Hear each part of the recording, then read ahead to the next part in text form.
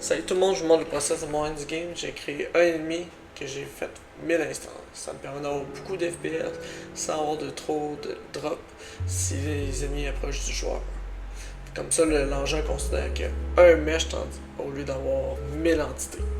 J'utilise pas le skeleton mesh, j'utilise pas d'animation, j'utilise vraiment une conversion qui s'appelle le VAT. C'est une texture qui va faire du vertex animation et m'éviter de devoir créer plusieurs animations.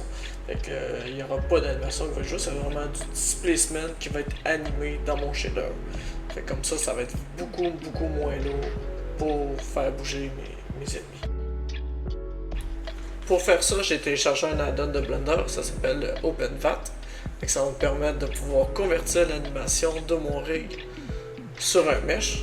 Après ça, l'outil va convertir les UV pour être sûr que la texture du VAT qui va animer les vertex soit comme il faut.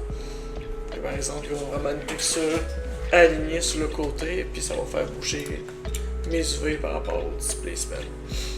Ça, c'est très important pour pouvoir animer mon modèle.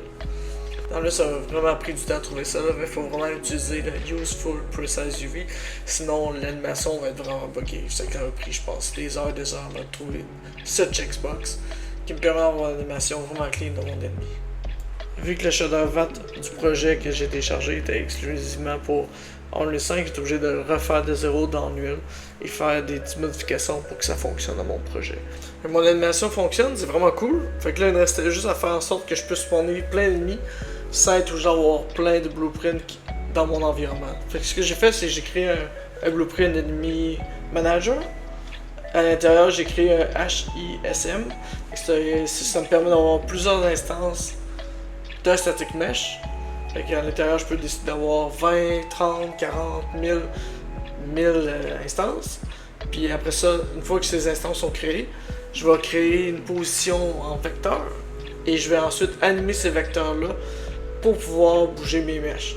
C'est comme si je referais de zéro vraiment le... Comment on appelle ça déjà? Ah oui. Pour bouger les personnages dans le fond.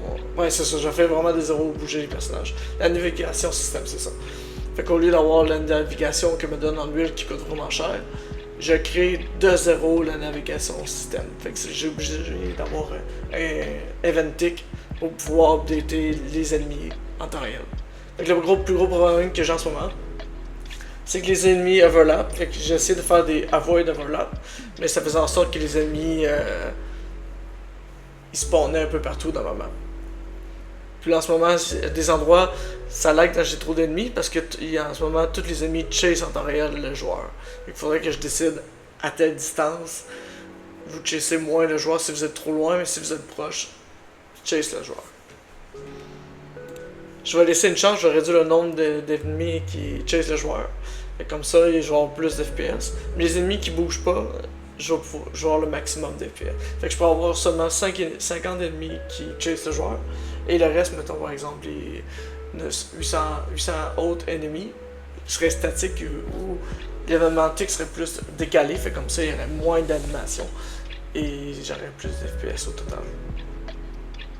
Merci d'avoir suivi dans ce workflow là, j'ai vraiment trippé faire mes ennemis. Fait que bientôt je vais pouvoir faire une nouvelle vidéo que ça va être procédural labyrinthe. Fait que j'ai commencé à faire un blueprint widget qui va pouvoir me permettre de contrôler vraiment tout mon labyrinthe sans être obligé d'avoir de quoi de trop random.